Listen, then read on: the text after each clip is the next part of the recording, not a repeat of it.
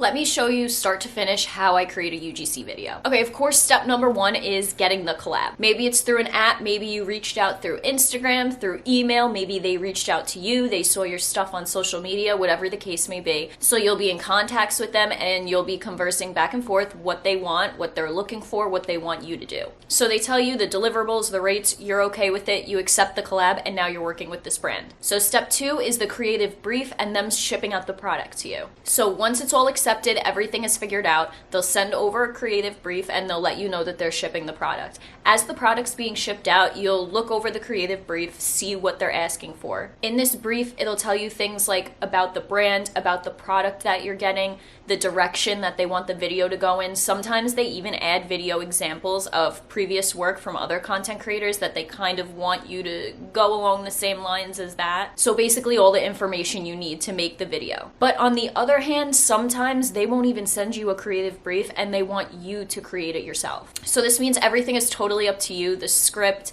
the planning, the clips, everything. So yeah, getting a creative brief obviously will help a lot, but some people really want the content creator to just do their own thing. Again, it's really going to depend on who you're working with. And the third step is going to be you planning. So you get the product in the mail and now it's like really time to get going. So on one hand, if everything is up to you, my advice would be to create your own script, outline, kind of what your idea is, the concept of the video, and then send it over to the client before you start recording. And that's if they didn't send you anything, just because you don't want to create this whole entire thing, put in all the work, send them the video, and then they're like, this is absolutely nothing what I was looking for. To avoid that from happening, if they send you nothing and want you to be creative, just make a little outline of what you plan on saying and what you plan on recording and send it in and have them check and make sure like, oh yeah, this is great, continue. So you get the green light to just keep going. On the other hand, which is the case for me today, is that they sent me a creative brief with scripts, but I can't speak, but the clips are up to me. So since it's up to me, I get to be creative with it. I've worked with this brand before and sent them 2 videos and they really liked the videos that I sent them, so they reached out again and asked for 2 more videos, which is awesome. You love when a client comes back because they love your work. So what I'm going to do, since they have 2 scripts for me already, what I do is I take just like a Word document,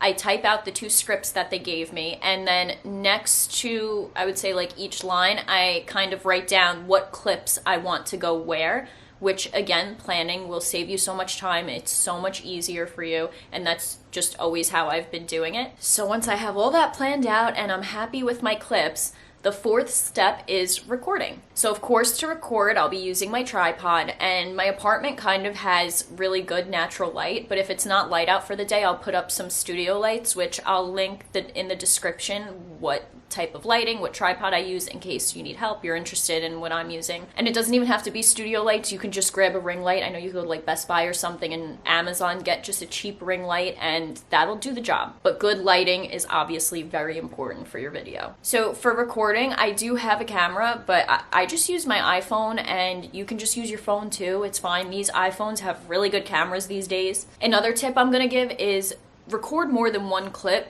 for each clip you're planning to record, because you just want to bang the whole video out and you don't want to have to go back and be like, oh my god, this clip is bad and I only have 1 clip. You want to do like 2 or 3. Usually like if I do a clip and I'm not sure, I'll just record the same thing again just so I have, it's better to have more than not enough. So I did my recording, all my clips are done, and the next step is going to be editing. Now you have so many options for editing, even so many free options for editing. You don't need to pay for these really expensive editing apps. My top 2 editing apps I use are Splice and CapCut. CapCut is my number 1 though, it's my go-to. I'm not gonna lie, I don't even pay for CapCut Pro.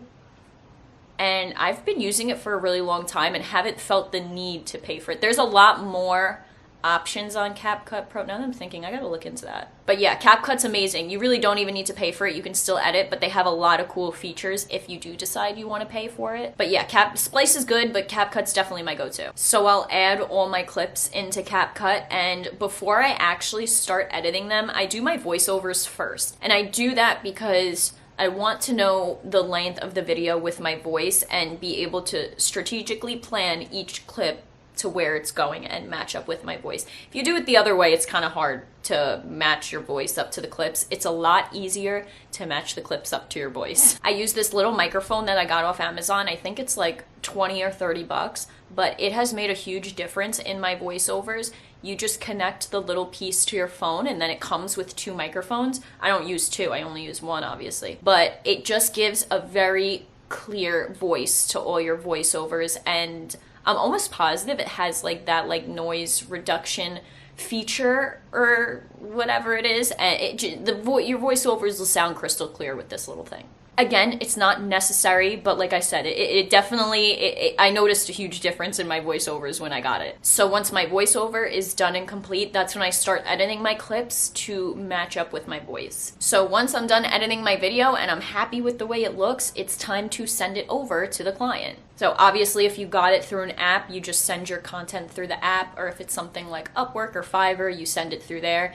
Sometimes you get inbounds through email or through Instagram, and to send it through Instagram will just absolutely ruin your file. And I usually use Google Drive, but maybe the person you're working with will have a different way of doing it. I know WeTransfer is also really good, but I just always use Google Drive. But if the person you're working with has a different method, they'll let you know, and then you can send it through that way. So yeah, you send over your work, wait for the client to respond, and they'll either say yes, or maybe there's a revision they need, or something's missing or what. But hopefully the first time around it's a yes, and then you're done and your job is complete. So yeah, that is the UGC creation process. I hope you guys enjoyed the video. Thank you so much for watching, and I'll see you in the next one.